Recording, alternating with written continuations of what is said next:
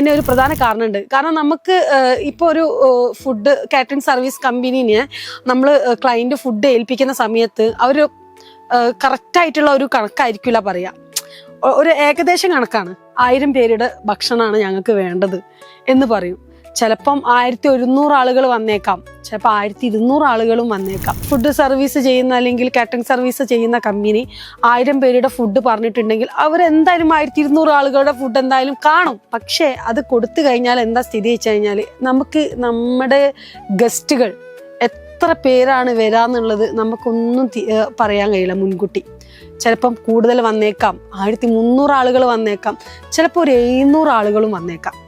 അപ്പോൾ അവിടെ food manage ചെയ്യുന്നത് എല്ലാവർക്കും ഭക്ഷണം, നമ്മൾ അതിഥികളാണ്, നമ്മൾ വിളിച്ചിട്ടുള്ള നമ്മുടെ പരിപാടിയിലേക്ക് വന്നിട്ടുള്ള അതിഥികളാണ്.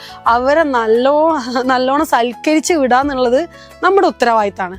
ആ ഉത്തരവാദിത്തം തന്നെയാണ് ഈ ഫുഡ് സർവീസ് ചെയ്യുന്ന നമ്മുടെ കാറ്ററിംഗ് സർവീസ് കമ്പനികൾക്കും ഉണ്ടായിരിക്കാം. അപ്പം നമ്മളതും മാത്രമല്ല, എല്ലാവരും ഫുഡ് സർവീസ് ചെയ്യുന്ന, ഫുഡ് മാനേജ്മെൻറ്റ് ചെയ്യുന്ന ഏതൊരു കാറ്ററിംഗ് സർവീസ് കമ്പനിനെയും അവരുടെ ഉത്തരവാദിത്തമാണത്.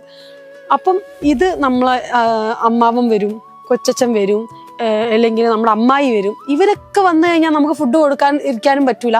അപ്പോൾ അതിന് മുന്നേ നമ്മളത് ആ ദൗത്യം ഏറ്റെടുക്കും. നമ്മൾ ആ ഫുഡ് തരൂല എന്ന് തന്നെ അവിടെ തീരുമാനിക്കും. പരിപാടി കഴിഞ്ഞ് എല്ലാ വിരുന്നുകാരും വന്നു പോയി കഴിഞ്ഞതിന് ശേഷം ഈ ഭക്ഷണം കൊണ്ടുവന്നത് ക്ലയൻറ്റിൻ്റെ വീട്ടിലേക്ക് തന്നെയാണ്. ഒരിക്കലും നമ്മളത് തിരിച്ചെടുക്കുന്നില്ല.